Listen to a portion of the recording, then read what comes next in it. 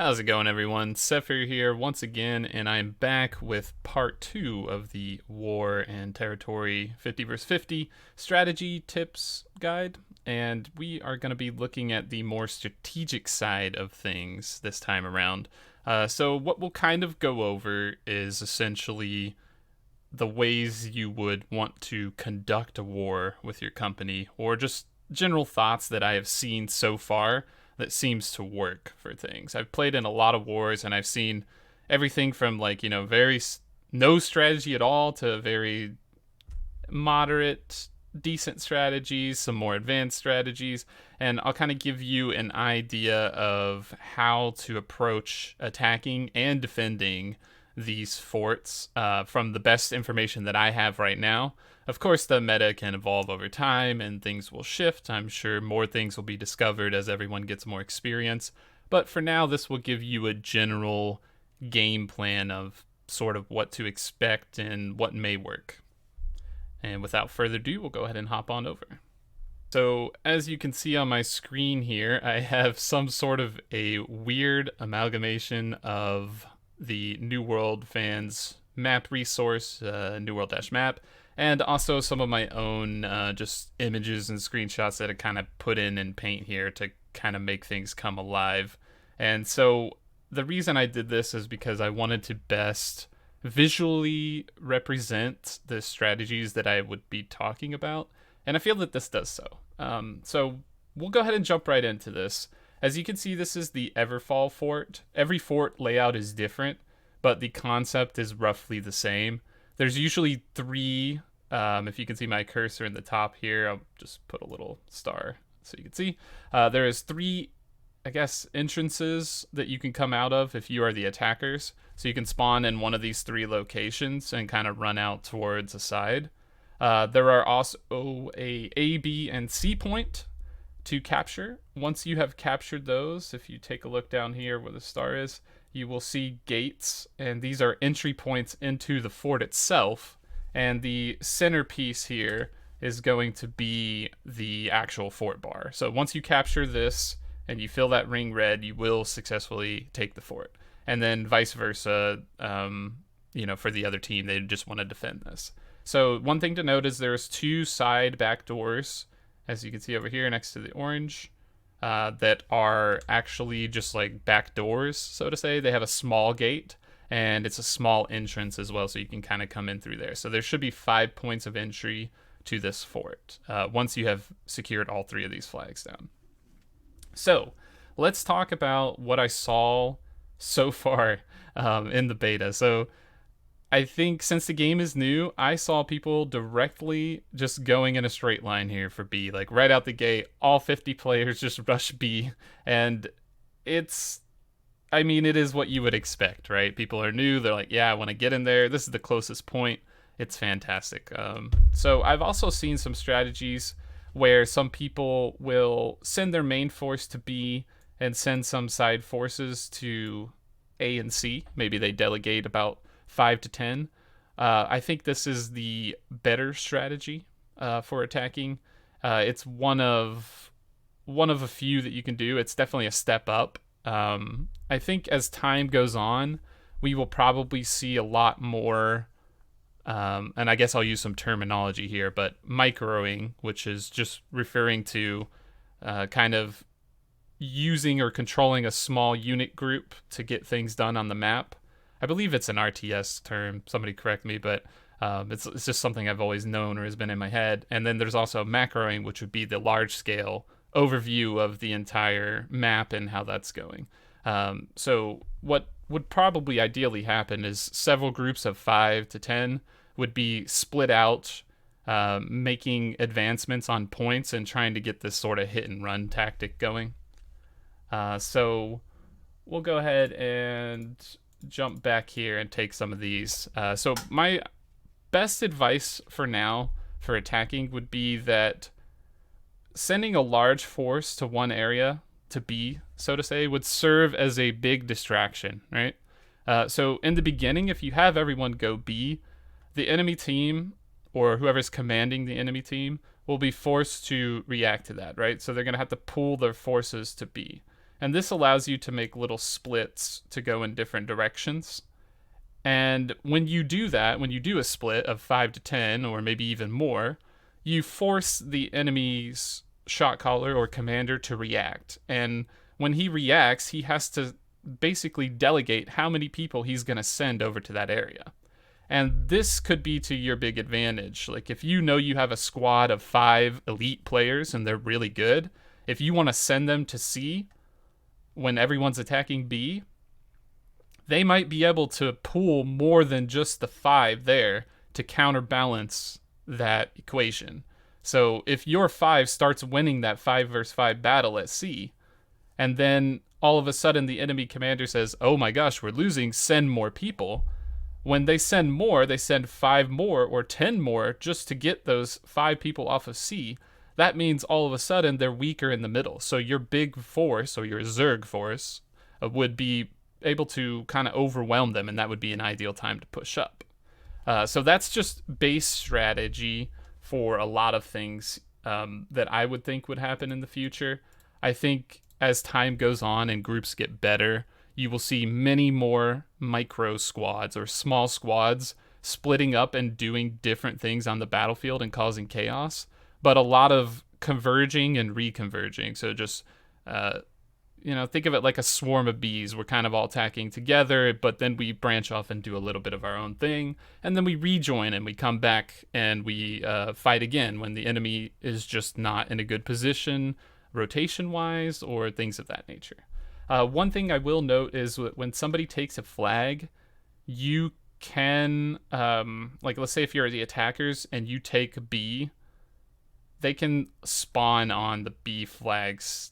You can spawn on the B flag. So once you do take a point, you have a spawn access point. But the flip side is true for the defenders. Any point that they own, they can spawn on top of.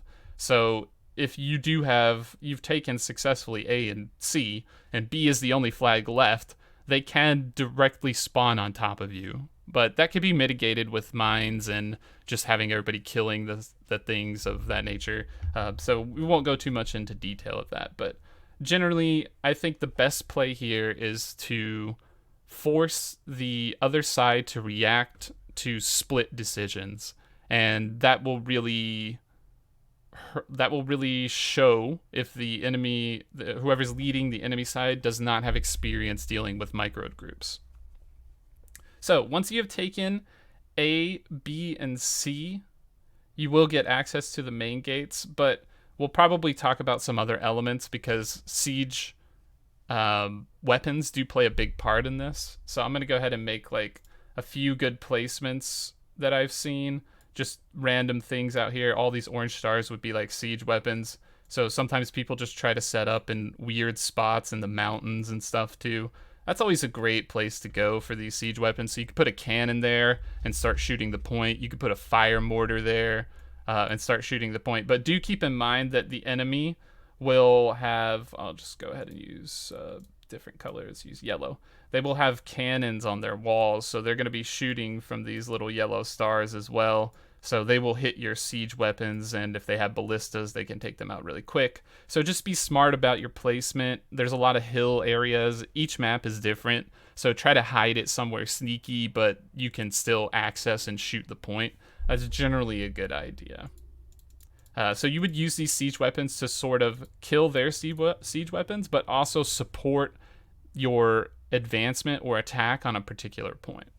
And I think the last part that we should talk about for the attacking side, or this first phase of the battle, would be this area here, these two yellow lines. These are called rotational areas.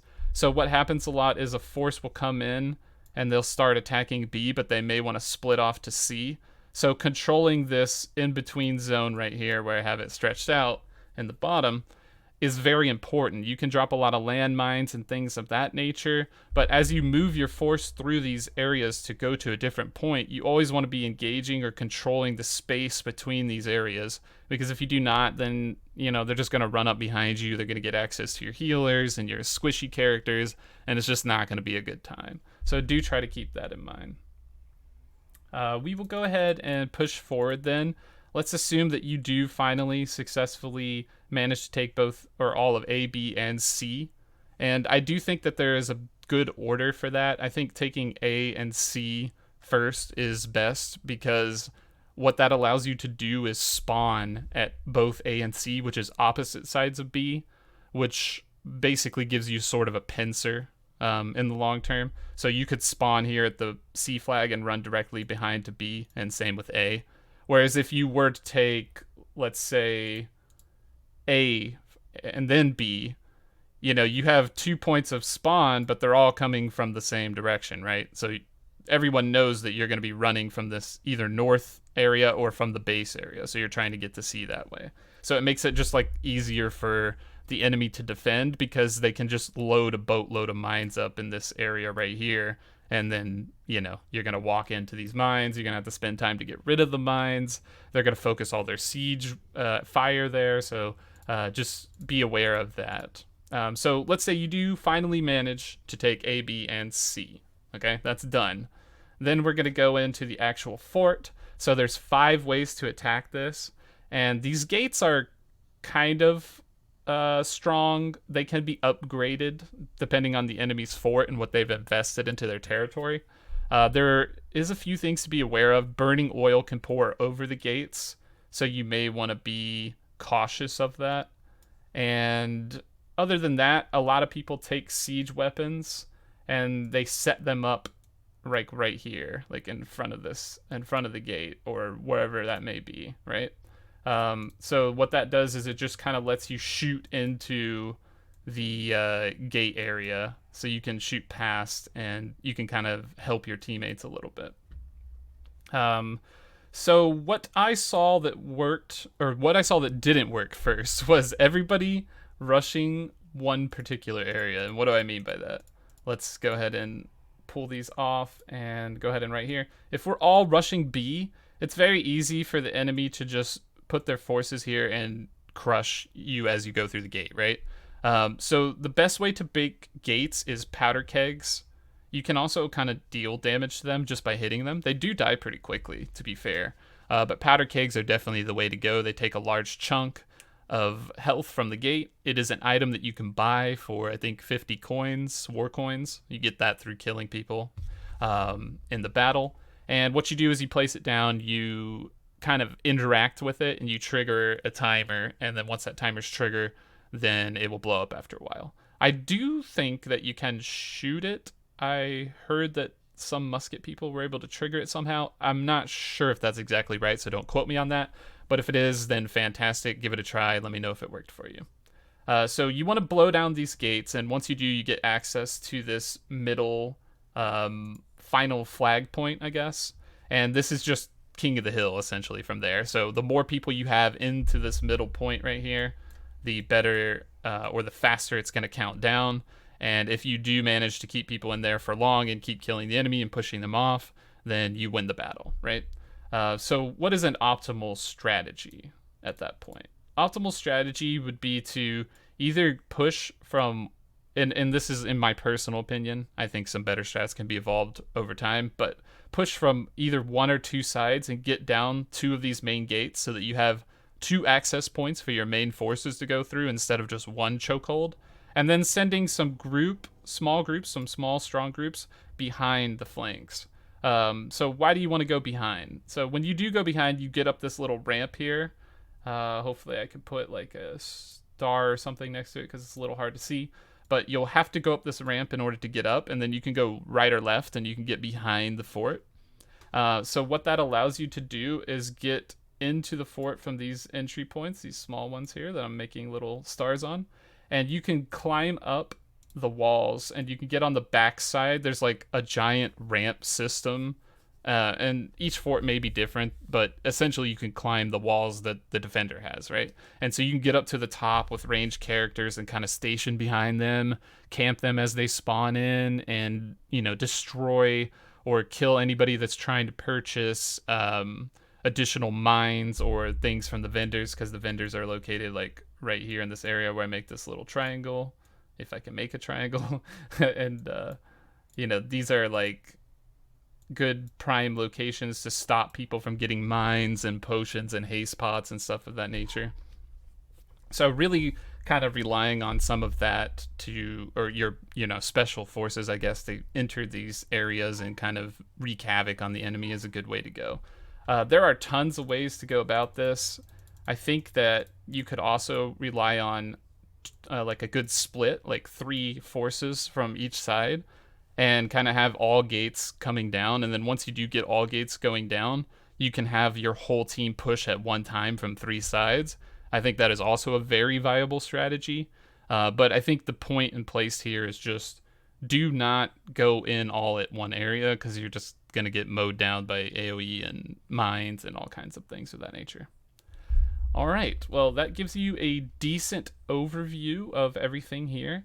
So I hope that helps give you kind of an idea of how these wars may be played out, maybe some little bit better strategy or what to expect. And if you have any questions or anything related to that, feel free to go ahead and put it down in the comments. I do attempt to answer every single comment that I see. And with that said, we will catch you guys in the next video. Thanks for watching.